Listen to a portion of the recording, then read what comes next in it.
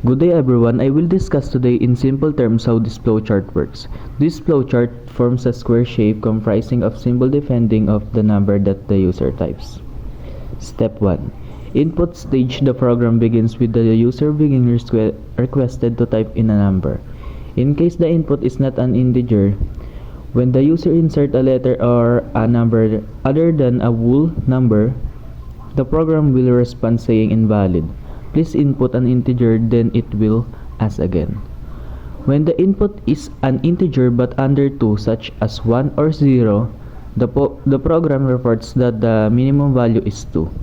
Try again. The program therefore only takes whole number that are 2 or above. Screen preview demonstrate user on invalid input, then typing into. Step 2.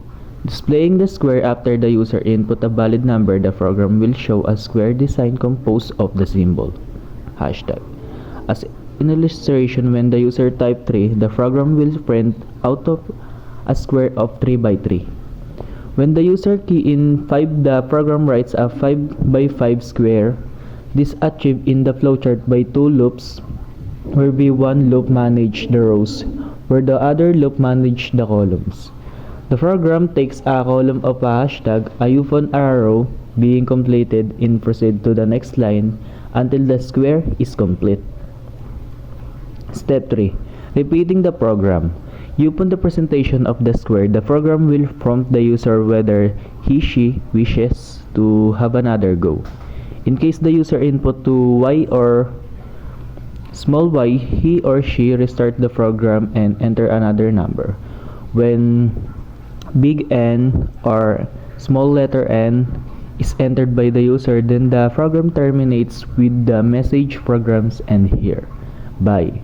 In case the user enters some other thing such as a different character, the program will respond with invalid choices.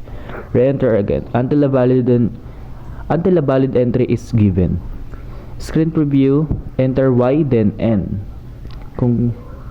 Altogether, this flowchart is a program which accepts a number, verifies whether this number is valid, contrasts a square consisting of the symbol of the square of hash. It also provides user with a choices repeating or quitting. It is simple yet straightforward demonstration of how loop, condition, and user choice in a programming language can be represented in the flowcharts. Thanks, and I hope the flowchart is much easier to follow after this explanation.